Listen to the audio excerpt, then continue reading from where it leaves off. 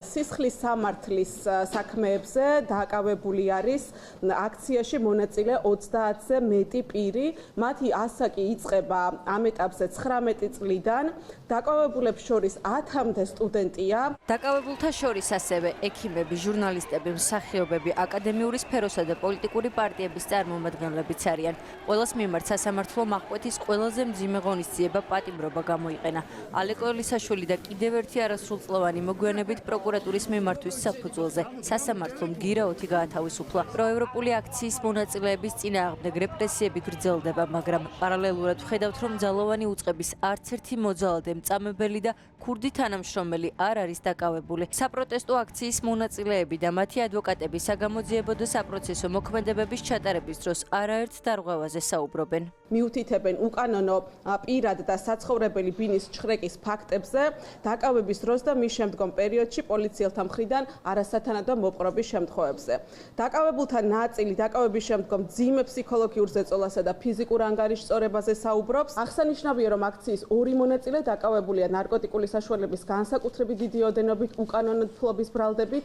ერთ-ერთის დაკავებულის ადვოკატი აცხადებს, რომ აქციიდან მომავალს პოლიციამ მოწმეთა დასწრებისა და ვიდეო ჩანაწერის გარეშე უკანონოდ ჩაუტარა ჩხრეკა და ჩაუდო ნარკოტიკული საშუალება. დარღვევები იყო მანამდეც. ადმინისტრაციული წესით დაკავებების დროს ოლიგარქის პოლიციამ რუსთაველის გამზირზე მოქალაქეები გაძარცვა. სხვადასხვა დეპარტამენტის თანამშრომლებმა აქციის მონაწილეებს მობილური ტელეფონები, ძვირფასი ნივთები, ფული და ფეხსაცმელებიც კი ძალის გამოყენებითა და სიცოცხლის მუქარის მოსპობით წაართვა. ნაწამები დაკავებული და დაზარალებული ადამიანები მათი გაძარცვის ისტორიებს თავადვე ყვებიან. შეამოწმეს ჩემი ყველა ჯიბე და ცდილობდნენ ყველანაირი ნივთი, რაც შეიძლება ღირებული ყოფილიყო, წაერთმიათ. იმ შემთხვევაში მე მარტო ტელეფონი აღმომაჩნდა. ჩემი ტელეფონი თავიდან გადაიტანეს ორთაჭალის რომელიღაცა შენობაში, თუმცა შემდეგ რომელიღაცა სპეცრაზმელმა თუ პოლიციამ გადაიტანა ის დიდი ხომში თავის საცხოვრებელ ბინაში. დაკავების და ფიზიკური გასწორების შემდეგ ჩემი ჩანთა გაჩქრას დაახლოებით 3-ჯერ. ჩამომართვეს ტელეფონი, ჩემი ტელეფონი იყო ორთაჭალაში, სპეციალურ რაღაც საგამოძიებო შენობაში, შემდეგ ერთი კვირის წინ გადმოტანილი ჰქონდა ჩიტაძის ქუჩაზე, შემდეგ ეხლა მიჩვენებს, რომ გადატანილი არის ისევ ორთაჭალაში. შინაგან საქმეთა სამინისტროს კანცელარიაში დავწერე განცხადება, რომ ვითხოვდი ჩემი კუთვნილი ნივთის დაბრუნებას, რაზეც მითხრეს, რომ მაქსიმუმ 10 დღის ვადაში შემხმიანებოდნენ. დღემდე არავინ არ შემხმიანებია. მომიტინგეებისთვის პირადი ნივთები გათავისუფლებისთანავე უნდა დაებრუნებინათ, თუმცა ძალოვანი უწყება არასწორ ინფორმაციას ავრცელებს. უკანონოდ ჩამორთმეული ნივთები აქციის მონაწილეებისთვის ამ დრომდე არ დაუბრუნებიათ. ფაქტის შესახებ ინფორმირებულია სპეციალური საგამოძიებო სამსახურიც, თუმცა უწყებას რეაგირება ამ დრომდე არ მოუხდენია. მოპარული ნივთების ნაწილი შაბათის მთავარმა დამნაშავე პოლიციელების უცოდინრობით მიაგნო. დათოს აიფონი მირიან მეფის ქუჩაზე აჩვენებს და მაპის მიხედვით ამ კორპუსში უნდა იყოს წესით. სპეცრაზმელი, რომელმაც სავარაუდოდ დათოს მობილური მოიპარა.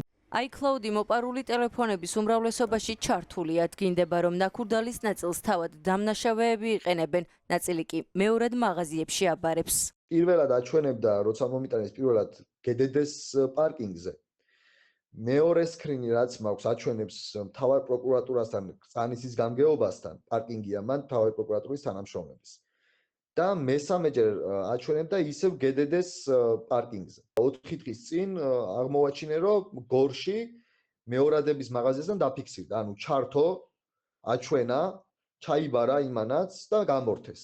განსაკუთრებით დიდი ოდენობით ნარკოტიკის ფლობა, ჯგუფურ ძალადობაში მონაწილეობა, სხვისი ნივთის დაზიანება, პოლიციელზე თავდასხმა, აფეთქების მომზადება და დევნა. ეს ის მუხლებია, რომლითაც რეჟიმი დემონსტრანტებს რეპრესიებს უწყობს, აშინებს, აშანტაჟებს და ცრუ ჩვენებების მიცემას აიძულებს. ახალგაზრდებს ქართული ოცნება წლობით უპირებს ციხეში გაუშვას, რაშიც სასამართლო კლანი ეხმარება.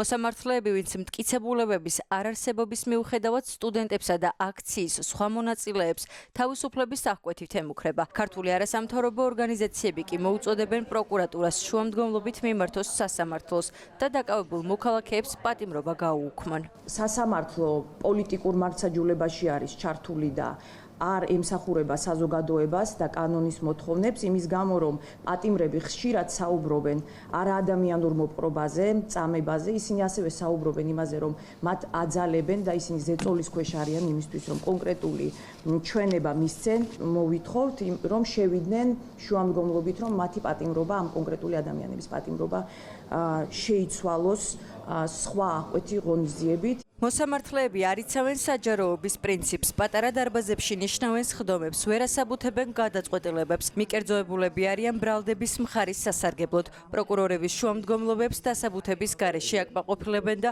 ყველა პირს პატიმრობაში უშვებენ. ეს არის პრაქტიკა, რასაც 66 დღის განმავლობაში ვხედავთ. ერთ-ერთი ასეთი მოსამართლე თამარ მჭედლიშვილია, რომელიც აღკვეთი ღონისძიების შეფარდების დროს ამტკიცებდა, რომ ბრალდებულები გაანადგურებდნენ მტკიცებულებებს ან ჩაიდენდნენ ახალ დანაშაულს. არადა ყველა ვიდეო თუ სხვა სავარაუდო მტკიცებულებები სახელმწიფოს უკვე აქვს და მოწმეებიც თავად პოლიციელები არიან.